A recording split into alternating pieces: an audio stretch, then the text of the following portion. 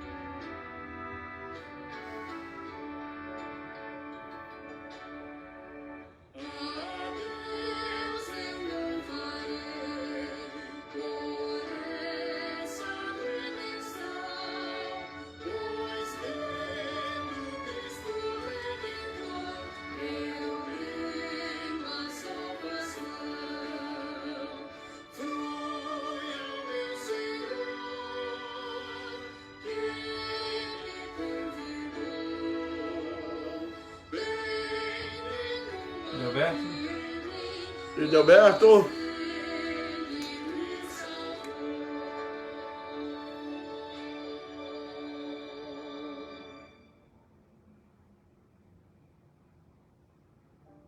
É chegada a hora em que o Filho do Homem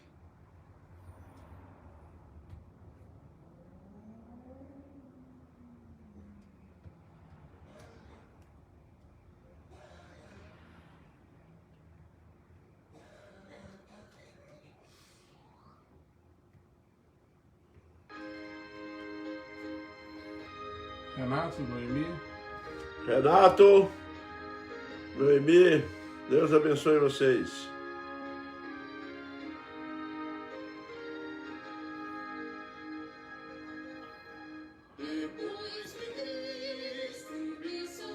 Joãozinho. Ó, João. Dona Ilma. Dona Ilma, seu Getúlio. Adilson. Adilson.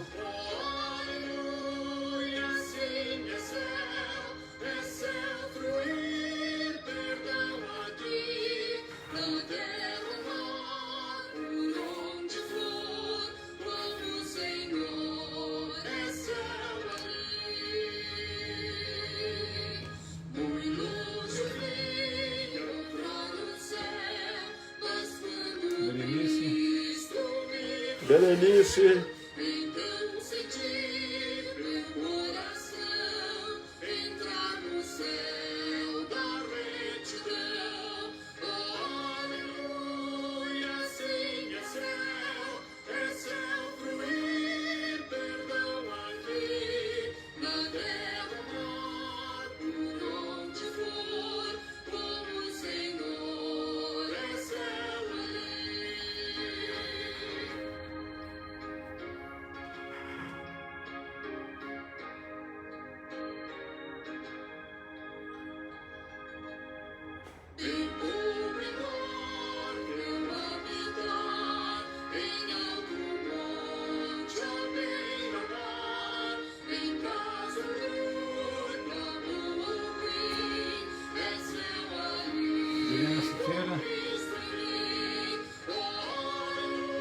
Juliana, Deus abençoe, Juliana.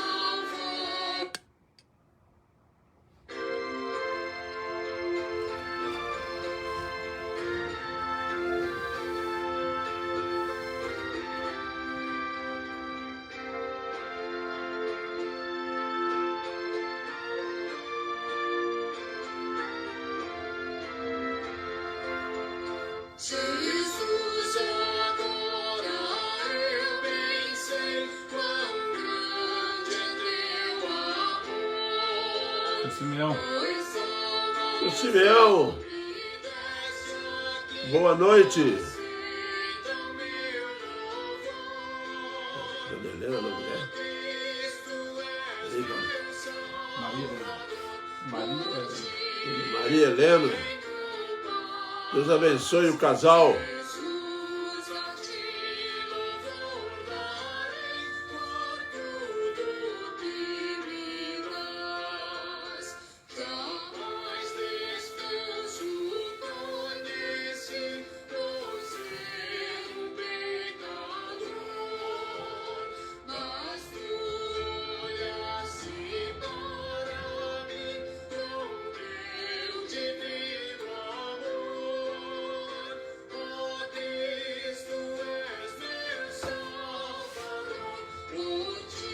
Eduardo. Olha, Eduardo.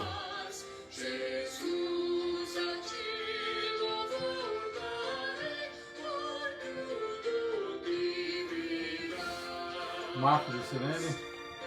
Marcos Juscelene. Gabriel Jamile.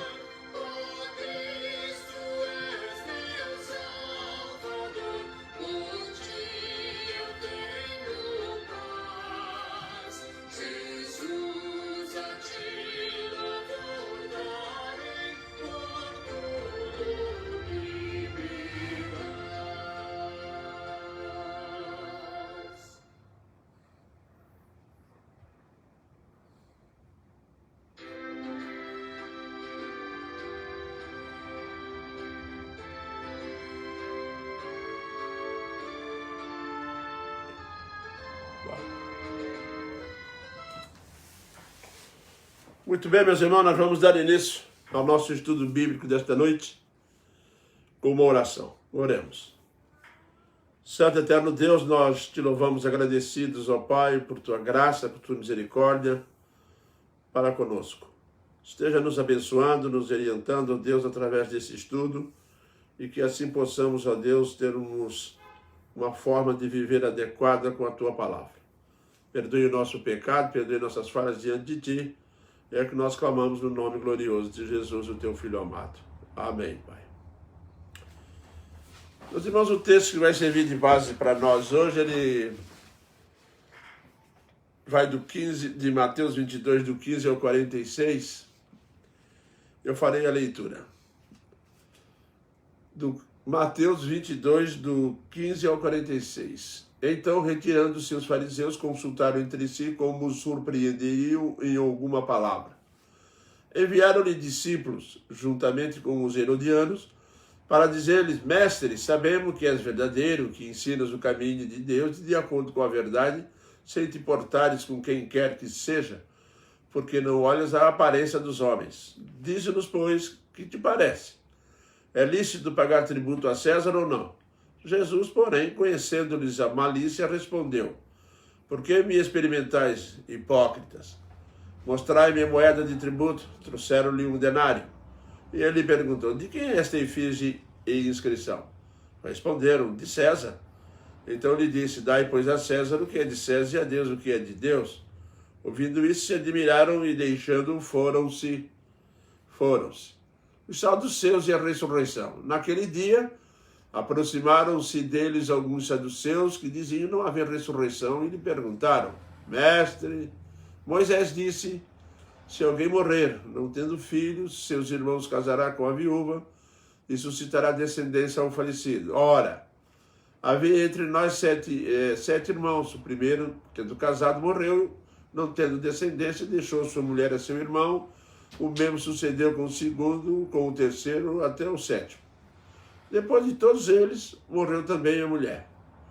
Portanto, na ressurreição, de qual dos sete será ela esposa?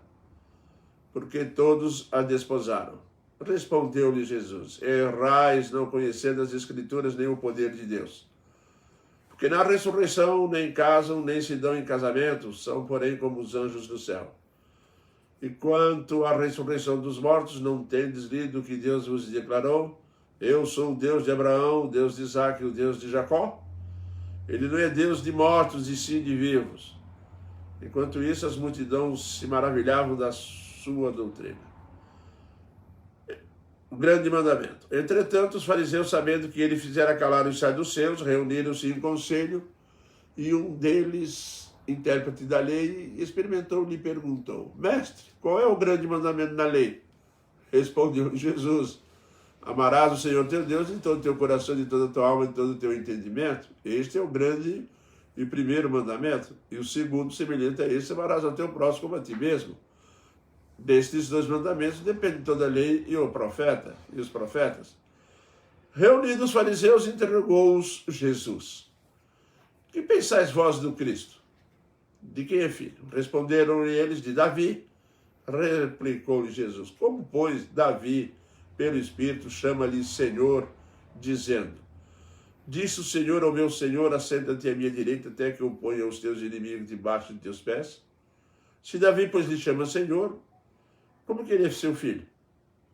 E ninguém lhe podia responder palavras, não ousou alguém. Nem ousou alguém, a partir daquele dia, fazer-lhe perguntas. Meus irmãos, nós temos aqui hoje um dia muito especial na vida de Jesus. Parece que todo mundo se reuniu para testar Jesus Cristo, para colocar Jesus à prova, para examinar tudo muito cheio de hipocrisia, tentando pegar Jesus em algumas palavras, para podê-lo realmente acusar de alguma coisa com relação à lei, com relação aos costumes de Israel. E é interessante nós observar isso, porque Jesus, quando veio ao mundo, meus irmãos, ele veio para deixar as pessoas sem argumento nenhum. Se você pegar esses 4 casos aqui, que são 3 perguntas que fazem a ele, depois ele faz para eles, nós vamos observar algo que nos surpreende muito na palavra de Deus. Contra o Evangelho, a respeito do Evangelho, da verdadeira teologia, da verdadeira palavra de Deus, não há argumento. Jesus veio ao mundo e tirou o argumento de todo mundo. Não adianta querer provar, argumentar, falar, porque o que embasa a conversa de Jesus Cristo não é somente conhecimento, mas é também a prática do Evangelho, é o exercício diário do Evangelho, e também os milagres que ele fez, e também a demonstração do poder que ele tinha, para saber direitinho quem ele era e para que fim veio.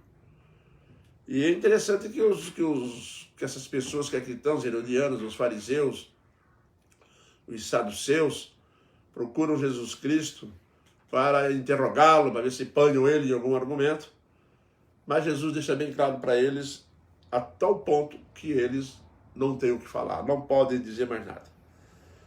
Quando queremos provar ou justificar alguma coisa, meus irmãos, e para provar que estamos certos, né, levantamos nossos pensamentos, né, em nossa defesa.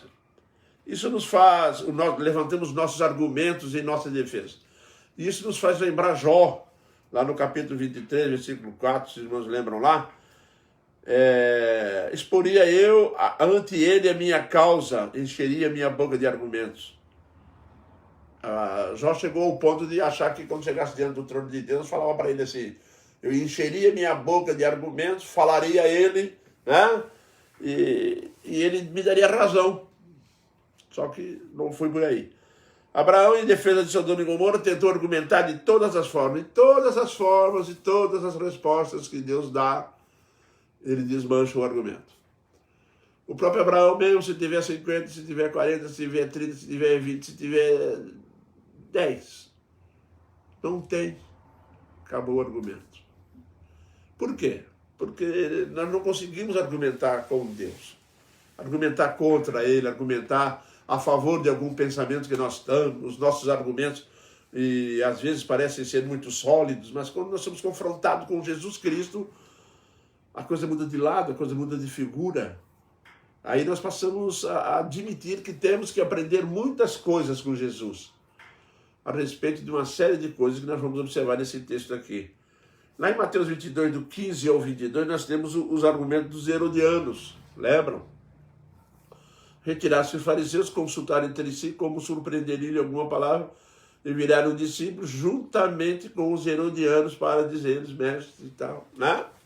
Os herodianos, né, que era uma seita que vivia por ali, de suas origens ali, alguns estudiosos dizem que vinha de Herodes, eram herodianos porque tinham aquela filosofia de vida que não acreditavam em nada. Então, e eles começam com uma pergunta: devemos ou não pagar imposto? Que na realidade eles queriam que Jesus dissesse que não, porque se Jesus dissesse que não, Jesus iria contra a lei de Roma e ficaria exposto ao julgamento deles. Não é isso? E quando eles fizeram a pergunta, eles tinham uma malícia, né, hipocrisia, de querer achar, de que pegar Jesus de alguma maneira. Mas estão lidando com Jesus Cristo. Jesus Cristo pegou uma moeda e falou assim: mostre uma moeda dessa daí. Eles mostraram de que essa esfinge e as inscrições que estão nela. Aí ele virou e falou assim: essa moeda aqui é de César, a esfinge, é o desenho e a letra é de César. Aí Jesus falou o quê?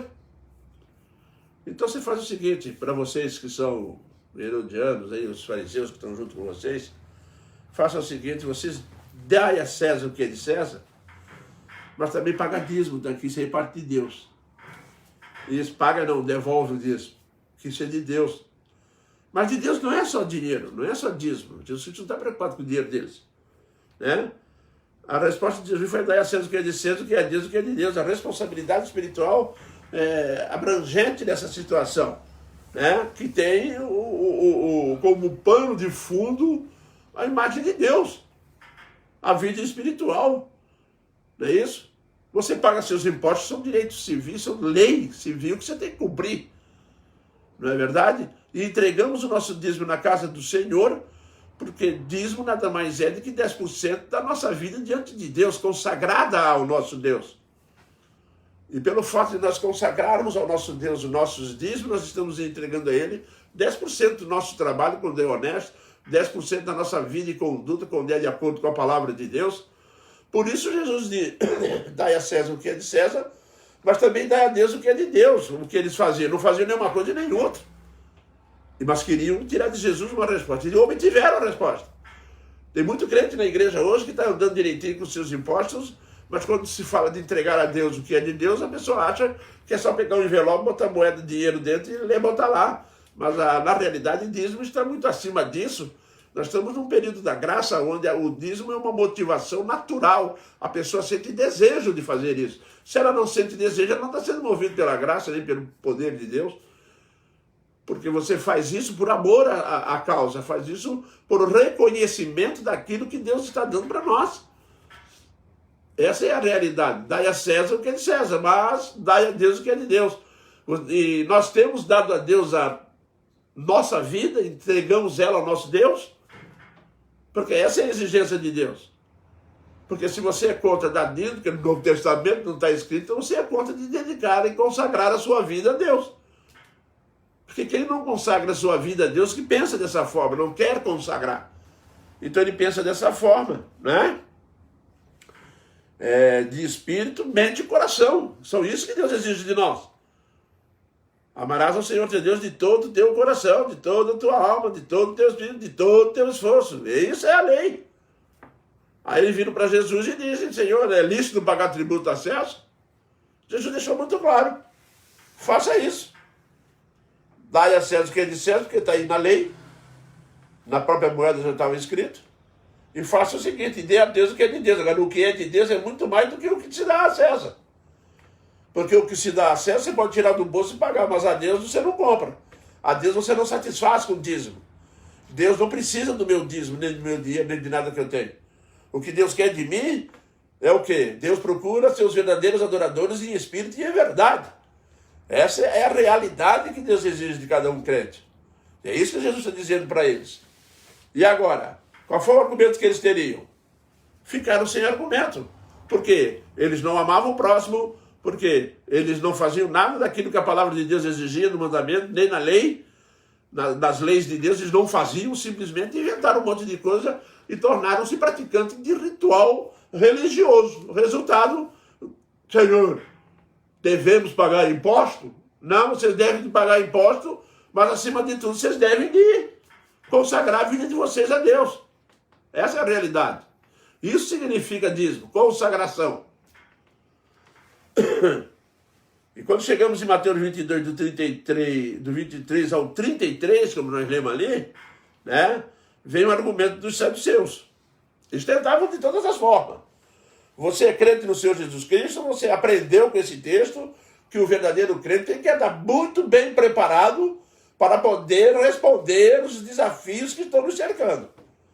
São pessoas que estão vindo ao mundo, tá? E são pessoas que aparecem na nossa igreja, são pessoas que estão andando por aí no nosso trabalho, você encontra uma imensidão de pessoas com uma série de dúvidas, e, portanto, o crente é a pessoa adequada para poder responder à altura da necessidade da pessoa. Aqui os saduceus procuram Jesus Cristo porque eles não acreditavam em anjo, ressurreição, vida após a morte. Eles não acreditavam em nada disso. Eles não acreditavam na imortalidade da alma. Tá? E o resultado que eles vão procurar Jesus Cristo para fazer essa pergunta. Se você pegar do 23 em diante, você vai observar essa pergunta. Os saduceus é a ressurreição. E chegaram perto de Jesus Cristo, que nós não acreditavam na imortalidade da alma, e que também não existe ressurreição. E pelo fato de não existir ressurreição, quiseram colocar na mente deles, achavam que não havia ressurreição, aí o que eles pensaram? Pensaram em colocar Jesus Cristo numa questão difícil de sair. Viraram para Jesus Cristo e contaram aquela historinha que entre nós havia um homem que tinha uma mulher, que casou, viveu com ela, não teve filho, morreu, a lei dizia, eles usando a lei, o irmão dele devia, e eram 7 irmãos, e o primeiro casou, o segundo também, o terceiro, o quarto, e chegou no final, os 7 casaram com ela. E por fim morreu a mulher. Aí chegou no céu, a pergunta foi muito simples. De quem ela será a esposa? De quem é que vai ser o marido dela? Daqueles 7 todos que morreram. Aí eles pensaram assim, agora pegamos ele. Hein? Pegamos ele. Aí Jesus quis dar uma resposta que eles ficaram de boca aberta. Jesus deixa muito claro para eles que porque na ressurreição não casam, nem se dão em casamento, são, porém, como os anjos no céu. E no fim ficaram sem argumento também. Por que eles argumentavam assim? Que não havia ressurreição, que não havia continuidade da vida após a morte, que não havia uma forma de viver depois que morresse. Por quê? Porque eles não acreditavam na imortalidade, mas isso aí tem um fundo. É igualzinho ateu, tem um fundo. Você sabe qual é o fundo? O medo de existir isso. O medo de existir a ressurreição, e eles têm que estar de frente com Deus vivo. Esse medo cria no coração do homem uma série de descrença proposital. Uma descrença que lhe é favorável. E ele, baseando o coração dele em cima daquilo que ele mesmo cria, que não existe, não por evidências, não por provas, que ele não pode provar que Deus não existe, e não pode provar que não há ressurreição. Portanto, como é que ele faz? Ele começa a argumentar dizendo para ele mesmo, e começa a falar para as pessoas que podem ter até que encontre apoio, né, da sua heresia, porque a sua heresia, o seu pensamento errado da palavra, traz uma certa tranquilidade para ele. Traz para ele um certo sossego para ele, porque não precisa se preocupar. Eu posso fazer acontecer, não é? Posso viver na orgia, no pecado, posso beber, fumar, posso usar droga, posso fazer o que quiser. Se eu morrer, acabou ali na sepultura. Ali acabou tudo, não tem mais continuidade de vida. Aí chegaram para Jesus e disseram, nós não acreditamos em ressurreição de mortos, nem que existe vida depois da morte. Por isso não acreditamos em ressurreição. Por isso nós queremos saber, se acontecesse uma mulher, ele deve ter pensado o ano todo nisso. Ele deve ter ficado um bom tempo pensando, como vamos pegar ele, como vamos. Nós temos que bolar um argumento que seja altamente impossível dele responder. Aí Jesus, a primeira coisa que Jesus vai dizer para eles é uma coisa muito simples. Respondeu Jesus: errais, não conhecendo as Escrituras. Primeiro erro grave. Eles não conheciam nem a Escritura do Velho Testamento, porque já tinha havido a ressurreição no Velho Testamento. Lembra lá quando foram roubar lá o cemitério lá e um corpo, e uma pessoa que eu dentro do sepulcro de Eliseu lá e tocou nos ossos dele e levantou e saiu andando? Pois é. Já havia a ressurreição lá no passado. Mas eles não acreditaram. Eles não entenderam nada que vinha vindo do Antigo Testamento. E Jesus diz para eles, baseado no argumento de vocês errôneo do Antigo Testamento, Jesus diz para eles: errais não conhecendo as Escrituras. A primeira forma de uma heresia ser comparada com a Bíblia se descobre que ela está errada. Porque não conhecem as Escrituras. Quem conhece a Escritura não comete esse erro. Foi bem claro para eles. Assim como ele foi ali a questão do tributo, chamou eles de hipócrita. E chama mesmo. Jesus não dá moleza não. Tá? Jesus bate de frente. Seus hipócritas. Estão querendo fazer o quê aqui? Estão pensando o quê? Hein? Jesus sempre foi assim. Objetivo, claro, específico, pontual, fala em cima, não tem medo de ninguém. Isso foi reconhecido por eles aqui. Né? Quando chegaram a dizer: falas a verdade de acordo com a verdade, não te importares. E sem te importares com quem quer que seja, porque não olhas a aparência dos homens. Eu já tinha experimentado Jesus dado um puxão de orelha neles, ter dado uns colachos neles, e não dependia se eles eram fariseus, se eles eram doutores da lei, se eles eram sacerdotes, se eles eram levitas, se ele fosse o que fosse. Jesus falava a verdade e pronto, e fala até hoje. Por isso que você nunca deve evitar de falar a verdade. E por isso que devemos conhecer as Sagradas Escrituras. Porque senão nós vamos cometer erros gravíssimos.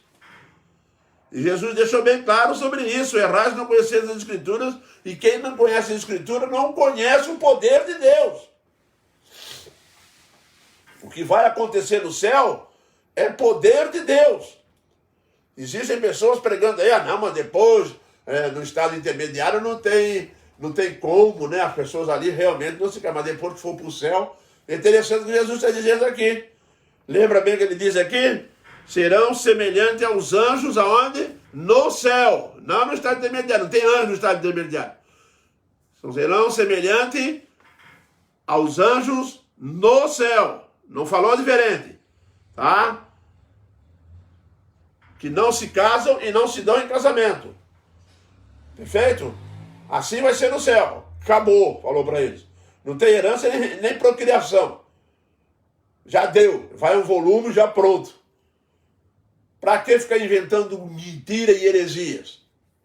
Essa é uma realidade perigosa que muita gente anda por aí falando. E quando Jesus Cristo se dirige a eles e fala a verdade de frente, conforme ela é, e assim como tem muita gente na igreja que tem medo de falar, tem medo de ensinar, tem medo de pregar, outros dizem que é vergonha, que é tímido, tome cuidado. Não pode ser tímido. E nem medroso. Tem que ter coragem. A palavra de Deus lá para Josué foi ser forte e corajoso, para cumprir o que está escrito na lei do livro. Ser forte e corajoso, para cumprir o que está escrito. Se nós não formos fortes e corajosos, como Jesus foi, e bater de frente, e mostrando a verdade, não batia de frente, mostrava a verdade é essa. O que vocês estão pensando está errado, vocês não conhecem, então estão falando heresia. A verdade é essa aqui, ó. Vocês não conhecem o poder de Deus e não conhecem as Escrituras. Portanto, uma das qualidades do verdadeiro crente, um filho de Deus, é conhecer as Escrituras e o poder de Deus. Você já conhece o poder de Deus? Você está me ouvindo? Você já tem uma experiência com o poder de Deus? Tem um histórico com Deus? Anda com Deus? É Deus que governa a nossa vida, Jesus Cristo que está no comando da minha vida? Porque aí você não vai errar.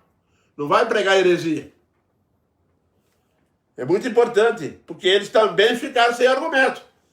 Não tinham que responder para Jesus quando ele disse isso. Errais não conhecendo as Escrituras. Tá? Não, mas... Enquanto a ressurreição dos mortos, Jesus virou para eles e falou assim, ó. não tendes lidos o que Deus vos declarou? Entendeu? Por que eles não conheciam? Eles leram, mas não sabiam. Eu sou o Deus de Abraão, Deus de Isaac e Deus de Jacó. Ele não é Deus de mortos, e sim de vivo. Como é que ele vai ser Deus de morto? Então não tem morte, não. Estão lá no céu esperando a ressurreição. Estão lá vivendo, aguardando o juízo final. Para quando voltar, quando a volta de Cristo se realizar e houver o juízo final, depois, estado permanente na presença de Deus. Porque tem que haver ressurreição de Abraão, do Isaac, de Jacó, para depois adentrar no céu. A minha, tua, que está me ouvindo, quando nós partir daqui, nós vamos ficar mortinhos ali até a volta dele. Presta atenção, morre, não é dormir não, morre. O espírito não morre, a alma não morre, vai para a presença de Deus. Ele acabou de dizer aqui, ó. Ou não sabeis que ele é Deus de Abraão, de Isaac e de Jacó. Essas pessoas estão vivas, morreram não, hein? Então tire da cabeça que Abraão, Isaac e Jacó estão dormindo não. Ele é Deus de Abraão, Isaac e Jacó que estão lá na presença de Deus. Não esqueça isso. Tá? Ouvindo isso, as multidões se maravilhavam da sua doutrina. Que possamos, meus irmãos, ter um padrão de vida com conhecimento bíblico, experiência no padrão, no poder de Deus e andarmos segundo os princípios estabelecidos para realmente podermos argumentar, para podermos realmente ter argumento, né? Muito bem, vieram os fariseus e os herodianos, vieram também os saduceus e depois disso tudo veio... Os saduceus, entretanto, os fariseus, sabendo que eles fez calar os saduceus, reuniram-se em conselho. Aí veio a tropa do fariseu. Fariseu se reuniu todo mundo e falaram contra assim: agora nós vamos pegar ele. Ele já derrotou os herodianos, já derrotou uma turma nossa lá atrás. Os saduceus foram lá também, perderam. Mas agora eu quero ver que ele sai dessa. Aí bolaram de novo. Aliás, Jesus Cristo passou a vida ensinando a verdade por questionamento. Jesus passou o ministério dele ensinando coisas erradas que eles pensavam. Só que eles iam perguntar para quem era o Senhor. E Jesus revelava isso, mostrava para eles, naturalmente. Aí procuraram ele, chegaram lá cheio de moral. Como Jesus tinha dito que eles não conheciam as Sagradas Escrituras, que eles não conheciam nem a própria lei de direito, sabe o que eles fizeram? Foram lá perguntar sobre a lei. Chegaram lá, entretanto, os fariseus, sabendo que fizeram calar os saduceus, reuniram-se em conselho. Olha só, reuniram-se em conselho. Fazia um bolinho. Vamos fazer um bolinho. Aí juntava o bolinho e começava. Agora vai. Não, vocês estão de acordo? Então, vamos lá então. Aí aquela tropa lá para a presença de Cristo. Chegava lá um deles, intérprete da lei, né? Experimentando-no, ele perguntou: mestre, olha só a hipocrisia. Qual é o grande mandamento? Eles pensavam que Jesus não sabia. Eles achavam que Jesus Cristo não conhecia o Antigo Testamento. Esquecendo que foi ele mesmo que escreveu. Foi ele mesmo que viveu lá no período. Só que nós vamos observar aqui um novo questionamento que leva realmente de novo para um beco sem saída para os saduceus. Agora querem saber, juntamente com os fariseus, sobre a lei, sobre a maior lei, qual seria o grande mandamento. Aí eles estavam correndo um risco muito sério, porque exatamente o ponto central da pregação do Evangelho, o ponto central da lei, o ponto central da vida do pecador miserável, que precisa de socorro, misericórdia e graça, está centralizado nesse mandamento. Qual é o grande mandamento? Pensando assim, ele não vai dizer que ele não sabe, ou ele vai falar alguma coisa contra a lei aqui, que nós vamos pegar ele. Respondeu-lhe Jesus: amarás o Senhor teu Deus de todo o teu coração, de toda a tua alma, de todo o teu entendimento. Este é o grande e primeiro mandamento. Bom, eu fico imaginando que para cada palavra que Jesus falava do grande mandamento, eles iam fazendo uma autorreflexão, eram confrontados com aquilo e concluía que não estavam praticando nada do grande mandamento. Foram perguntar e se deram mal. Porque quando eles perguntaram assim, qual é o grande mandamento? Jesus respondeu, amarás o Senhor teu Deus de todo o teu coração. Ponto. Eles não amavam. Eles nunca amaram a Deus de todo o coração.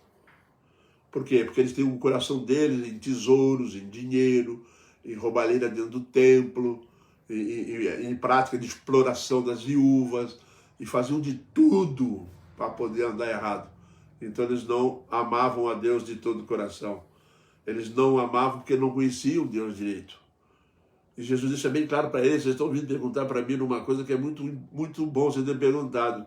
Porque o mandamento quer dizer amar a Deus sobre todas as coisas, significa amar a Deus incondicionalmente, amar a Deus esvaziando-se de si mesmo e transformar a sua vida de egocêntrico em cristocêntrico, fazer uma mudança radical de pensamento. Você tem feito isso? Aí eles ficaram parados, olhando para cada palavra. Jesus falou, amarás o Senhor teu Deus de todo, não divide o teu coração com tesouro, não divide com ídolos, não divide o teu coração com pecado.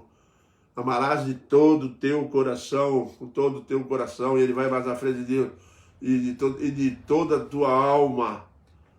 Agora, de toda a tua vida, que é a alma que está ligada ao padrão de vida. Amarás o Senhor teu Deus com toda a tua existência, com tudo aquilo que você faz. Amarás o Senhor teu Deus com toda a tua vida, com empenho, com esforço, de viver de acordo com isso, amando a Deus sobre suas escolhas, amando a Deus sobre teu trabalho, amando a Deus acima de tudo.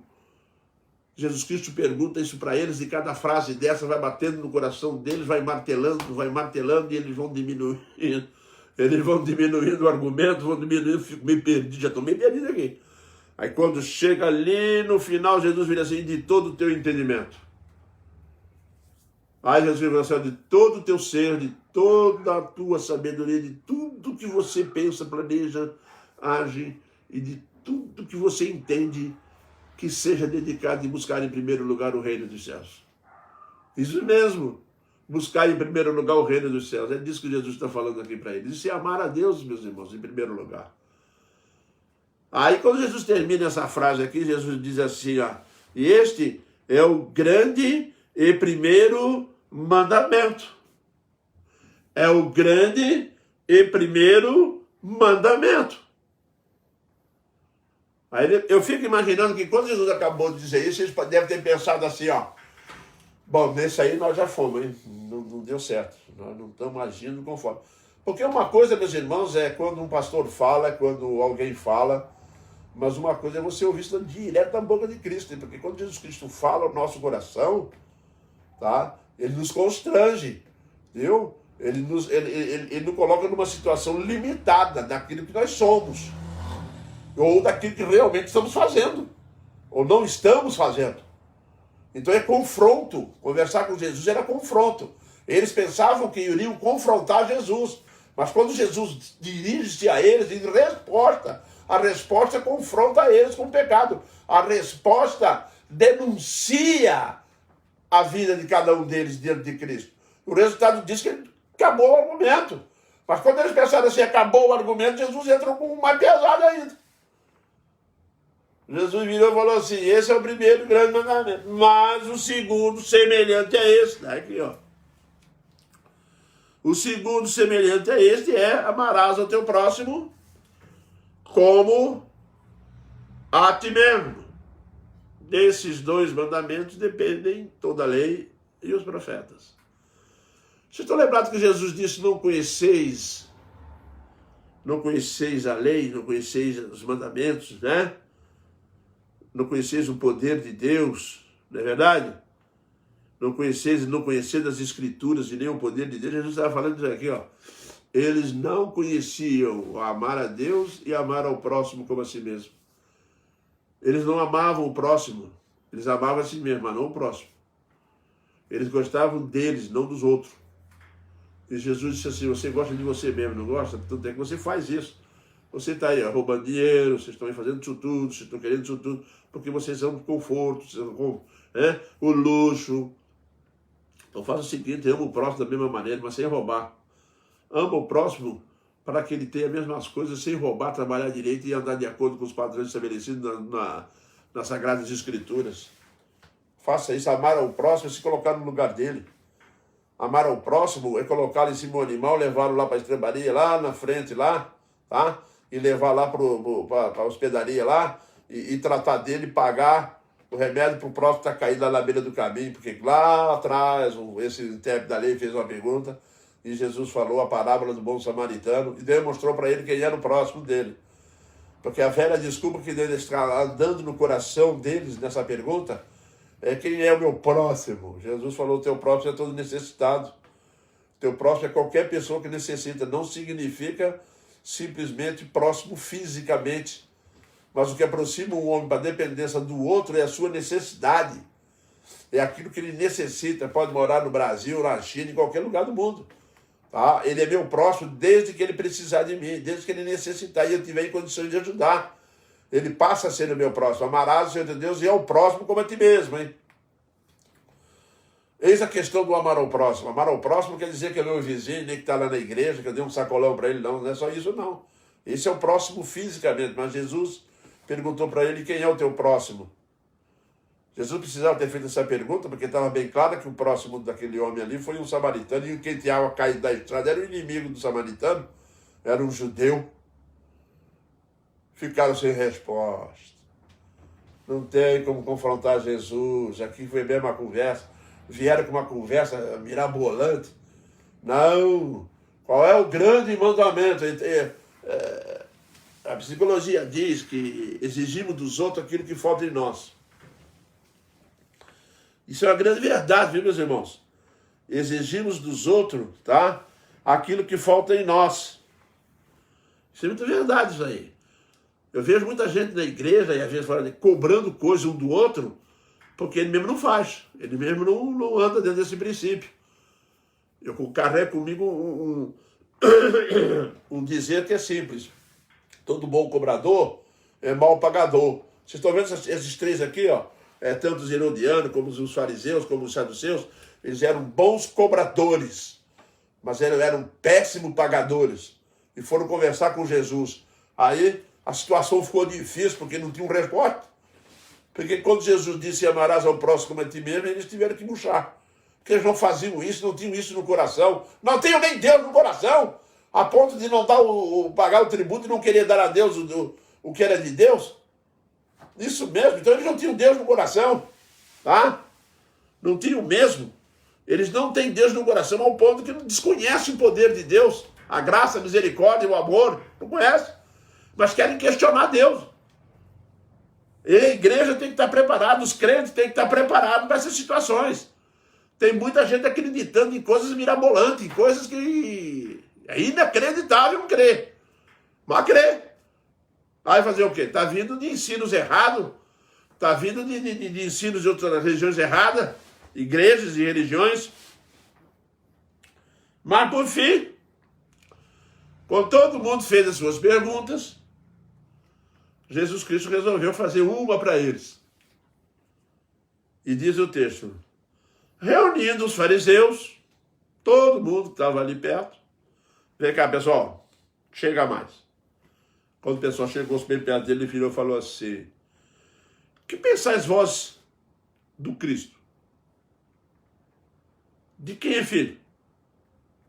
Responderam-lhes eles: de Davi. Estavam certos? Estavam. Eles pensavam que era isso mesmo. Porque se eles acreditassem que simplesmente Jesus Cristo fosse somente filho de Davi, anulava que Jesus Cristo era o filho de Deus. Mas ele diz que é filho de Davi. Aí Jesus vai tirar isso da cabeça deles. Vocês acham então que o Cristo é o filho de Davi? Estão conversando com ele que é o Cristo. Vocês acreditam então que Jesus Cristo é simplesmente um homem nascido de uma mulher. E acabou aí. É isso? Por herança genética? Por DNA? Vocês acham isso? Pois é. Então eu vou fazer uma pergunta para vocês. Replicou-lhe Jesus: como, pois, Davi, pelo Espírito, chama-lhe de Senhor? chama-lhe de Senhor, dizendo: disse o Senhor ao meu Senhor, assenta-te à minha direita, até que eu ponha os teus inimigos debaixo dos teus pés. Bom, se vocês acham que o Cristo era o filho de Davi, eu vou perguntar, e como é que Davi chama o Cristo de Senhor? Senhor dele. Se é filho, não podia chamar o filho de Senhor, o pai não chama o filho de Senhor. E agora? Hein? O argumento de Jesus Cristo. O que vocês pensam disso? O que vocês pensam? Ele é filho de Davi? Sim. Mas também é Senhor de Davi. Mas também é aquele que Davi adora. Mas também é aquele que Davi defendia a sua vida por ele. Também é aquele que Davi dependia dele para ser salvo. É isso que Jesus está dizendo para eles. Vocês dizem que ele chamou de Senhor. Sabem por que chamou de Senhor? Porque é exatamente isso. Porque o Cristo também é Senhor de Davi. É o Salvador de Davi. É quem vai regenerar, quem vai salvar o Davi. E Davi tinha consciência disso. Que só podia entrar no céu se fosse por intermédio de Cristo. Só que eles não entendiam assim. E também Davi tinha consciência de que ele era o Filho de Deus. Como ele pode chamar de Senhor? Como ele pode dizer que Jesus Cristo, que o Cristo é o seu Salvador, que é o Messias, que é aquele que vem salvar Israel, se não acreditasse que ele fosse o Filho de Deus? E não foi só isso não, ele não é só Filho de Deus, ele é Deus. Por isso Davi chama ele de Senhor. Davi vem chamando ele de Senhor lá do Velho Testamento. Quando fala do Messias, fala do Cristo, ele chama de Senhor, porque ele sabe muito bem quem é o Senhor, que é o Deus encarnado, que é o Deus conosco. E ele sabe disso, por isso ele diz Senhor, uma coisa que os fariseus não podiam responder, porque não consideraram Cristo como Deus. E principalmente conversando com ele como homem, na presença dele. Ele é o Messias prometido para a salvação de todo homem que crê. Jesus falou isso para ele, se você crê como homem. Que argumento eles teriam contra essa verdade? Ficaram sem argumento, meus irmãos. Eles não tinham o que falar mais, falar o quê? Fizeram 3 perguntas, 4 perguntas aqui, que embolou para o lado deles. Aí quando eles estavam perdidos, revelando quem eles realmente não acreditavam, não criam, não conheciam a Escritura, não conheciam o poder de Deus. E por fim Jesus vai dizer para eles que eles não conhecem nem o Cristo, o Messias, que foi enviado por Deus e que a lei mandava e foi registrado que ele viria. Porque ele estava ali agora e eles não reconheceram que era ele. Aí ele apela para Davi, porque eles conheciam Davi. Jesus Cristo é extremamente sábio. Quando Jesus Cristo apela para Davi, assim, por que Davi chama ele de pai? Chama de Senhor. Vocês acham que ele era filho de Davi? Pois é. Mas por que ele chama? Porque Davi considerava ele como seu Salvador, como seu Senhor, como Deus Todo-Poderoso. Aí a pergunta poderia ter sido assim: vocês creem nisso? Você que está me ouvindo agora em casa, aí, ou da igreja mesmo, você crê realmente que Jesus Cristo é Senhor de Davi? É Senhor da sua vida? É Senhor da minha vida? Que é Senhor da vida daqueles que creem que Jesus Cristo é? Quem é Jesus Cristo?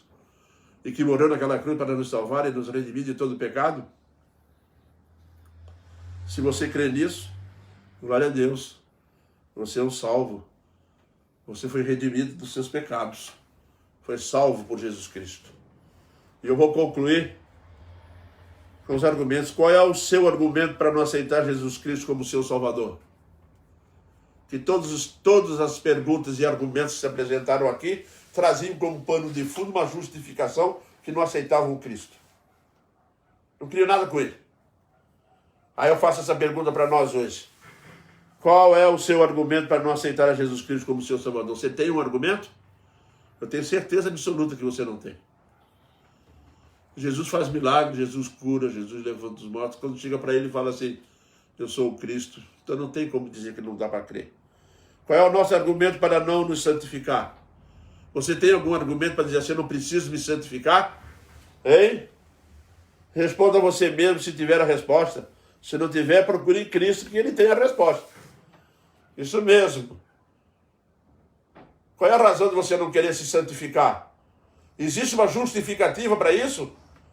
Existe uma justificativa para você ir na igreja, cantar um hino de louvor e depois sair por aí fazendo bagunça, indo para festa, enchendo a cara de bebida? Existe um motivo para isso? Existe uma razão? Deus lhe deu uma razão para isso? Ele lhe deu um motivo para isso? Ele lhe rejeitou por isso? Não! Ele é Senhor da sua vida ou não é? Qual é o nosso argumento? Qual é o seu argumento? Se não tem argumento, procure em Cristo porque Ele tem. Se você não tem resposta, Jesus tem. Amém? Que Deus nos abençoe e nos fortaleça cada vez mais. Nós vamos fazer uma oração e logo após eu terei um aviso, tá? Que na próxima semana, em diante de terça-feira e quinta-feira, as nossas reuniões serão presenciais, tá? E eu estou resolvendo ainda se nós vamos transmitir de lá. Mas possivelmente as primeiras não serão. Portanto, reunião de oração e estudo bíblico a partir da próxima terça-feira será presencial na igreja, lá no templo. Tá? Será colocado esse aviso aí na live para quando chegar na terça-feira as pessoas saberem que não tem live. Tem culto presencial, estudo da palavra de Deus presencial. Ok? Que Deus assim nos abençoe e nos fortaleça cada vez mais. E nós vamos encerrar então nesse momento com uma oração.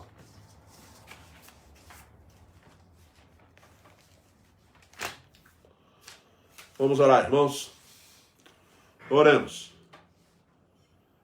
Senhor Deus eterno, todo-poderoso, nós clamamos as tuas bênçãos, ó Deus, para a nossa vida cotidiana, para a nossa vida espiritual diante de ti, e que tu venha nos edificar cada vez mais com a tua palavra. Perdoa, Deus, o nosso pecado e as nossas falhas, é o que nós clamamos a ti, no nome glorioso de Jesus, o teu Filho amado. Amém, Pai.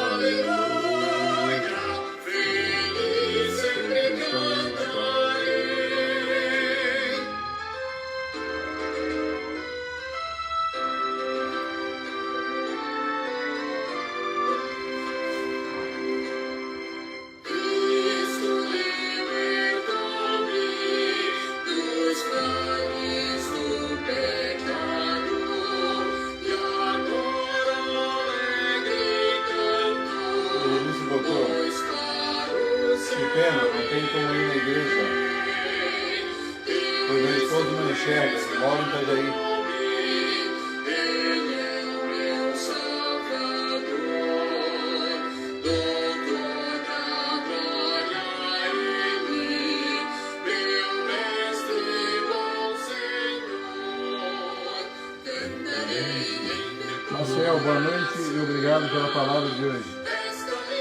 Quem? Maciel.